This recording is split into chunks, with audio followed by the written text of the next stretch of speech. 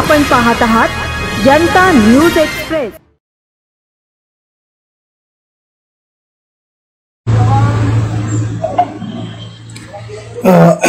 जय भीम, नमो बुद्धाय। साथियों, महाबोधि महाविहार मुक्ति आंदोलन बोधगया में चल रहा है और शासन प्रशासन के द्वारा इस आंदोलन को कुचलने की बहुत साजिश की गई। हमारे भिक्षु संघ को और आंदोलनकारियों को रात के 1 बजे डिटेन करवाने की योजना विफल रही। पहले दिन गृह मंत्री के द्वारा डेलीगेशन को आश्वासन दिया गया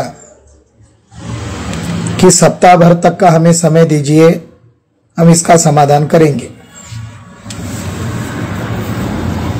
गया जिले के कलेक्टर ने 2 दिन पहले आश्वासन दिया कि आपकी बात जायज है और इसका समाधान होना चाहिए, और गृह विभाग द्वारा मीटिंग करके सप्ताह भर का समय दीजिए और तुरंत दूसरे दिन डिटेन किया गया। मगर हमारे साथियों ने दुश्मनों के साजिश को विफल किया और आंदोलन सुचारू रूप से जारी रखा।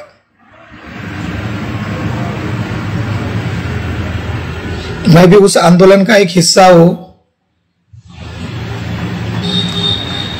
और रणनीति के तहत योजना बनाकर मैं अलग अलग स्टेट में दौरे कर रहा हूं और ऑल इंडिया में इस आंदोलन को जन आंदोलन में तब्दील करने के लिए मीटिंगें करके उसकी योजना पर मैं ध्यान दे रहा हूं। अभी मैं नागपुर में हूं।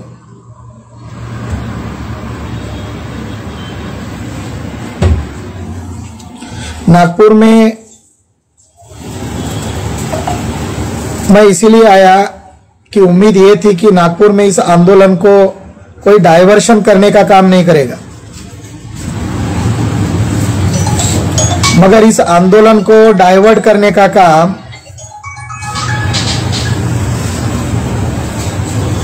ज्यादा लोग नहीं, इक्का या दुक्का लोगों के द्वारा किया जा रहा है। इसकी कंप्लेंट मेरे पास आई।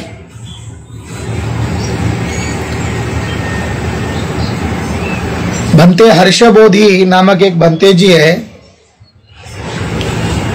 और वे नागपुर में आकर प्रेस कॉन्फ्रेंस लेकर लोगों को ये उकसाने का प्रयास किया कि इस आंदोलन से कुछ होने जाने वाला नहीं है, बल्कि सुप्रीम कोर्ट में याचिका दायर करनी चाहिए।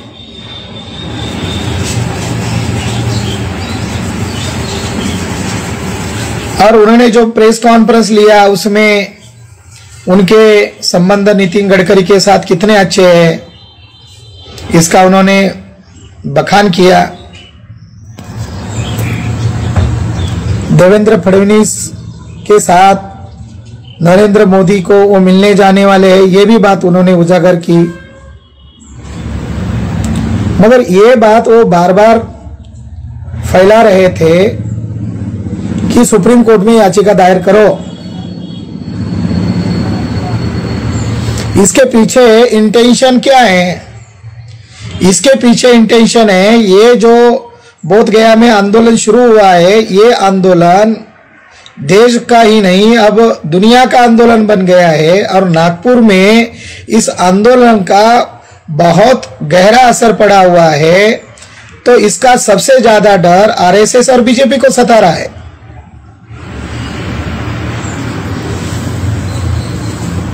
और नितिन गडकरी के इशारे पर ही हर्षबोधि समाज को गुमराह करने का काम कर रहे हैं।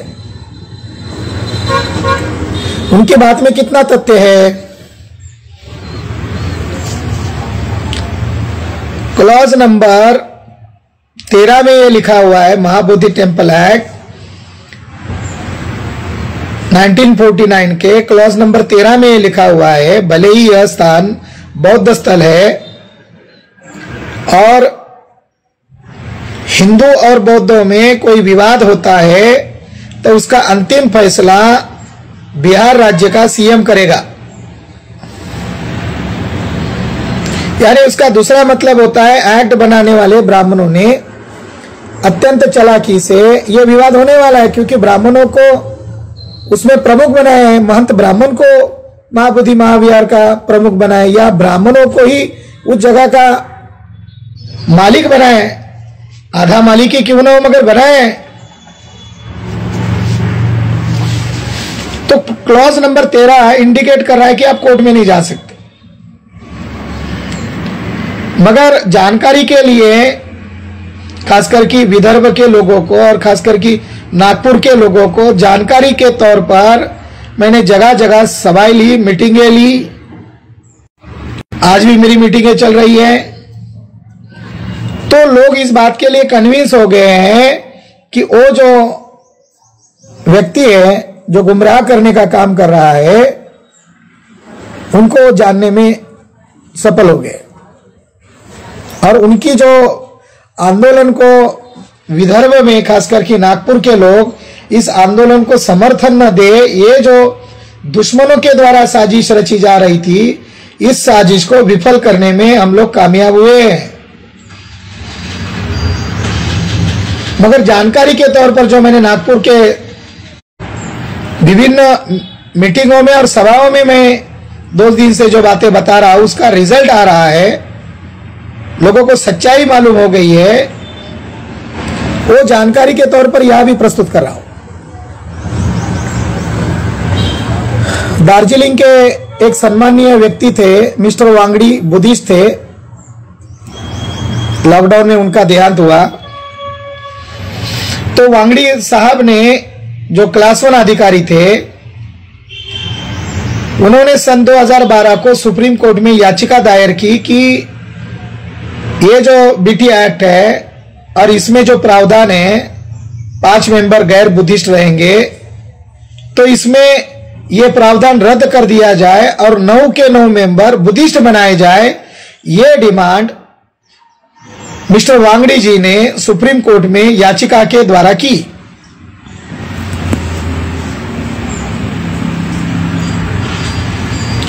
और याचिका के माध्यम से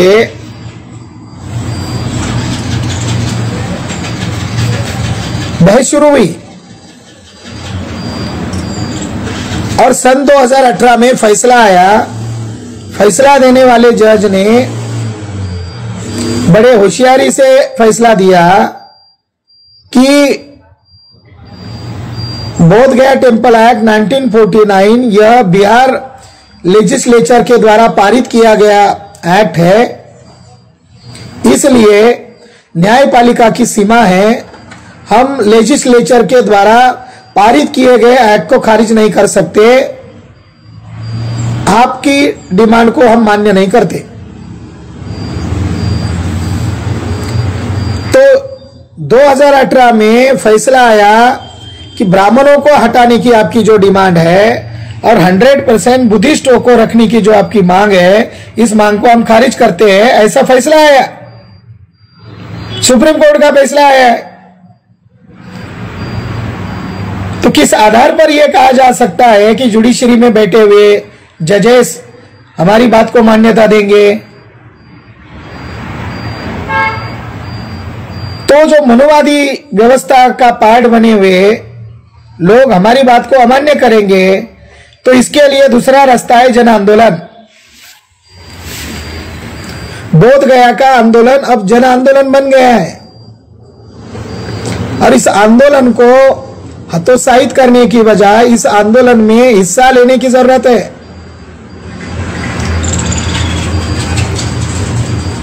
कुछ लोग आंदोलन की पहले उपेक्षा कर रहे थे, अब उसका क्रेडिट लेने की साजिश रच रहे हैं।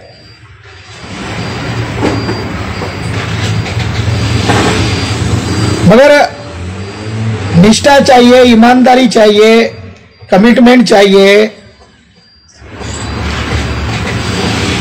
तो यह आंदोलन अभी भारत व्यापी आंदोलन हो गया है और अंतर्राष्ट्रीय आंदोलन बनने की तैयारी में है। यूरोपियन कंट्रीज में इसका जोर शोर से समर्थन चल रहा है। कल हमारे मित्र संग्राम पाटिल जी ने मुझे जानकारी दिया कि लंदन में भी एक डेमोन्स्ट्रेशन वो करने वाले हैं, ज्ञापन देने वाले हैं, वहां भी वो मोर्चा खोलने की तैयारी में है।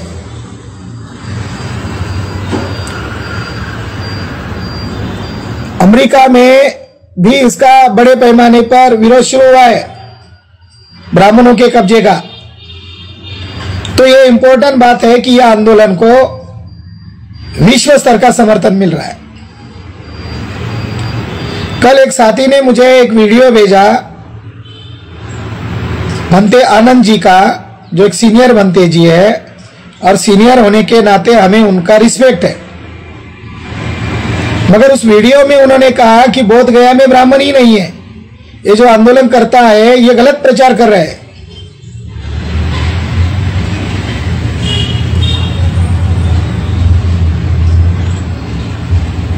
बड़ी दुखद बात है।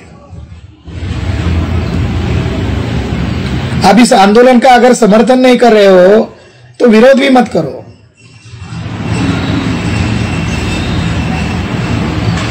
बोध गया टेम्पल एक्ट 1949 में स्पष्ट तौर पर लिखा हुआ है, महंत ब्राह्मण, शैववादी ब्राह्मण केवल बीटीएमसी का मेंबर ही नहीं रहेगा बल्कि वांशिक मेंबर रहेगा।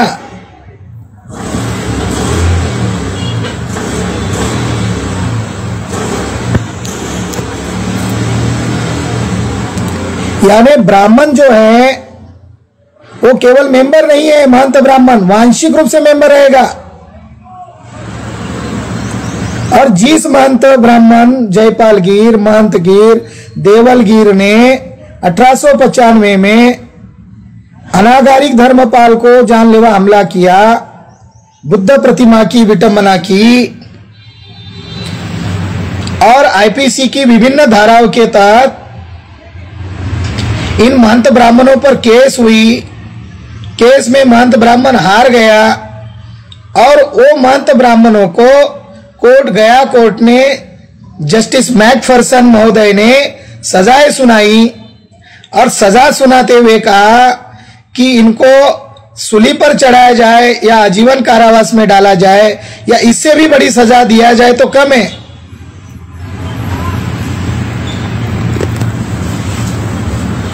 कोर्ट के जजमेंट में लिखा हुआ है कि दुनिया के 500 करोड़ बौद्धों के धर्मस्थल पर एक ब्राह्मण महंत कब्जा कैसे कर सकता है, ये सवाल खड़ा किया गया 1895 को। तो महंत ब्राह्मण नहीं है क्या? हमारे आदरणीय बंते जी कह रहे हैं कि वह ब्राह्मण नहीं है। ये तो मेंबर की बात है, अंदर कर्मचारी ब्राह्मण है। दुबे नामक ब्राह्मण बुद्ध के 5 प्रतिमाओं को कह रहा है ये 5 पांडव है। संजय मिश्रा नामक ब्राह्मण अंदर घंटा बजा रहा, कह रहा है ये शिव मंदिर है। और संजय मिश्रा को मैंने हड़काया पिछले सप्ताह। तो संजय मिश्रा ने हमारे आंदोलनकारी जो साथी है उनको कॉल किया और भंते हर्षबोधी के प्रेस मीट से पता चला कि संजय मिश्रा ने भंते हर्षबोधी को फोन किया और भंते हर्षबोधी ने कुछ माह पहले आरएसएस का और बीजेपी का नेता नितिन गडकरी को उस महाबोधि महाविहार के पवित्र बोधि वृक्ष के नीचे बुलाकर उसका सम्मान किया। वो शशांक की औलाद है, वो लोग, वो पुष्यमित्र सिंह की औलाद है।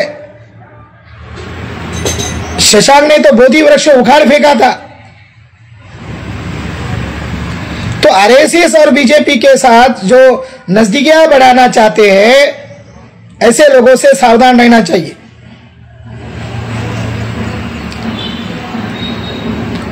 और ये जो आंदोलन चल रहा है ये क्रमबद्ध तरीके से बढ़ रहा है और लोग इसमें जुड़ रहे हैं और वहां की सच्चाई लोगों को वहां से मिल रही है।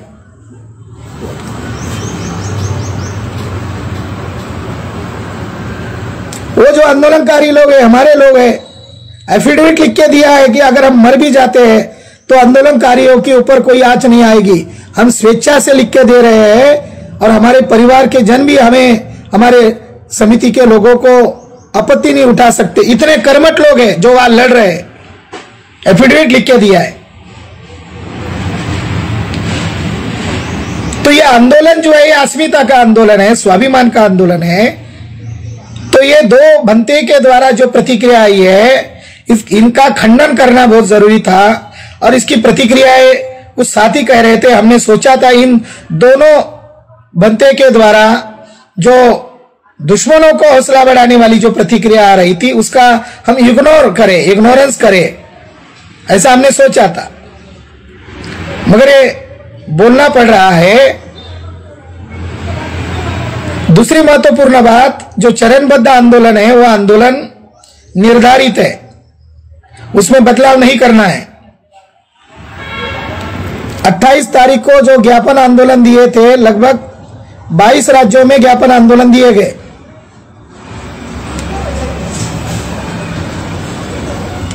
और अभी 6 तारीख को धरना आंदोलन ऑल इंडिया का करने वाले हैं और 12 मार्च को रैली प्रदर्शन करना है।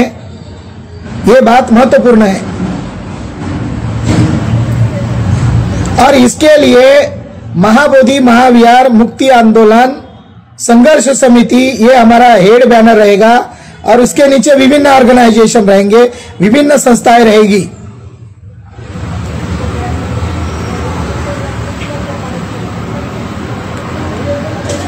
और मैं धन्यवाद देना चाहता हूं माननीय भीमराव अंबेडकर जी को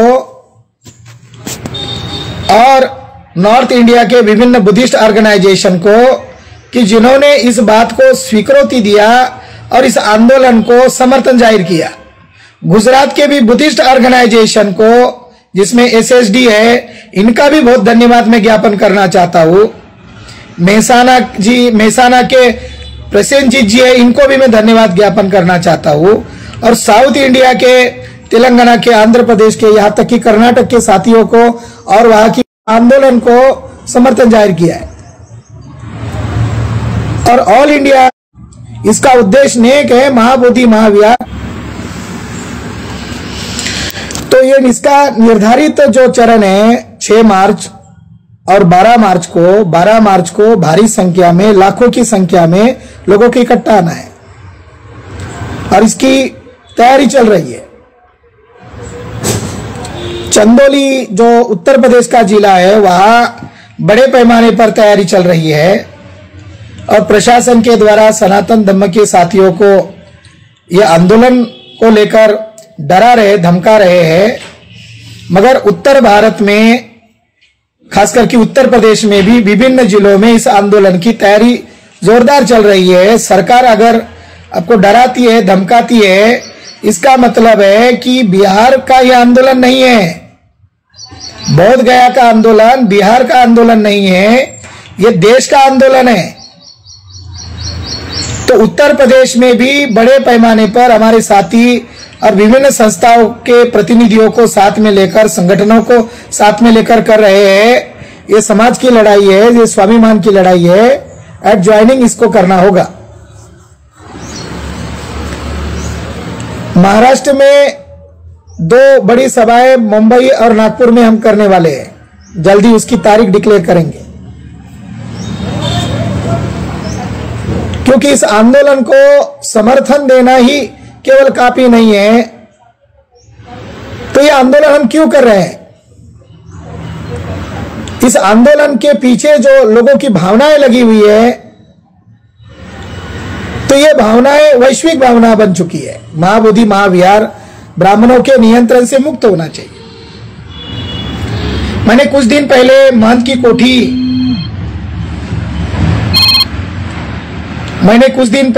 की कोठी में जाकर वहां का वीडियो बनाया था और उसको वायरल किया था, जहां सैकड़ों तथागत बुद्ध की मूर्तियां हैं, स्तूप पड़े हुए हैं, और बुद्धा की एक स्टैच्यू को साड़ी पहनाकर उसको देवी घोषित किया गया है, और महंत की कोठी में है।